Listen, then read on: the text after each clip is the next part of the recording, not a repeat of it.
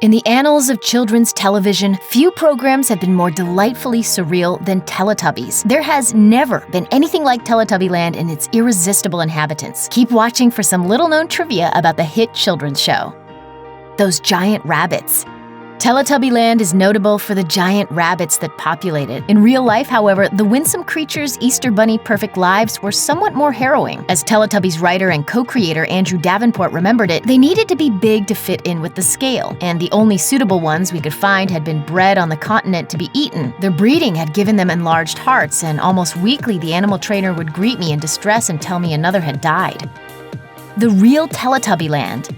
Teletubbies was a hit, so much so in fact that the owner of the house and land where the series was filmed in the United Kingdom couldn't take the influx of tourists coming to gawk at her property. So farmer and landowner Rosemary Harding decided to take publicity control into her own hands and flooded out a large section of her property to make a pond where the Teletubby house once stood.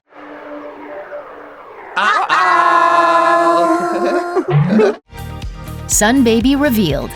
Teletubby World is presided over by a smiling and cooing Sun Baby. For years, nobody thought much about the identity of the real-life tot. Instead, it was simply an adorable presence beaming and gurgling over a happy land. However, the original Sun Baby was revealed to have been one Jess Smith, who was only 9 months old when she was selected to portray the Merry Solar Infant in March of 1997. Jess ended up filming 365 episodes of the original series, and her decision to out herself was rather impromptu. I did it for my first year at university. We had to do an icebreaker, something that no one would guess about ourselves, and that's how it all started, really.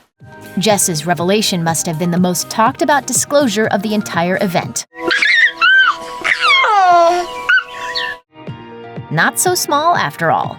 While many people are shocked at how short some actors actually are when they meet them, the opposite is true of the Teletubbies, and it's all thanks to the magic of television. Though the Teletubbies appear to be baby-friendly size as they prance around Teletubbyland, they are actually enormous in person, even more so than their famous peers, the lumbering Barney, the purple dinosaur, and Big Bird. All of this is no small feat for a cast that somehow manages to appear miniature. The smallest Teletubby, Poe, is actually 6 foot 6 inches tall, while the purple, red purse-toting Tinky Winky looms up at about 10 feet. This does indeed make for a cumbersome costume, which stands in stark contrast to what appears to be the Teletubbies' airy weightlessness.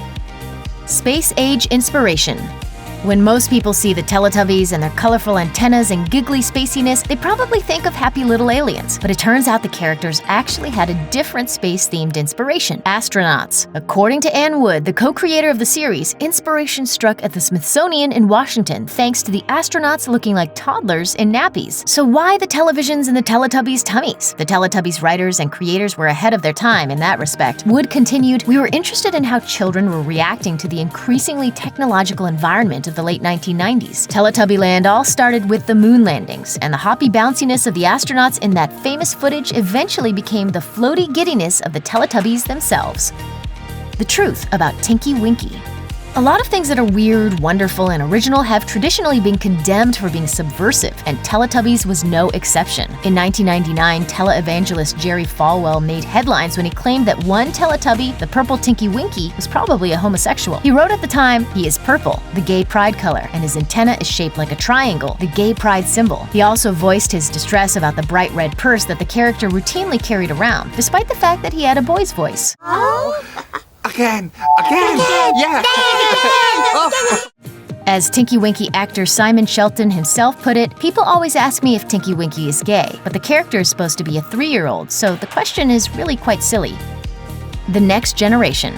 When the Tiddly-Tubbies debuted, many fans were left asking, Teletubbies with child? How could it be? But the Tiddly-Tubbies could theoretically have come from anywhere, including the stork or the new Sun Baby. The Tiddly-Tubbies reside with the Teletubbies in their own wing of the Home Dome and have their own playroom, which is equipped with all sorts of neat gadgets. It's probably best to assume that the Teletubbies did not, in fact, procreate as we know it. The Tiddly-Tubbies likely just beamed down or sprouted up with the flowers. Either way, your kids probably love them.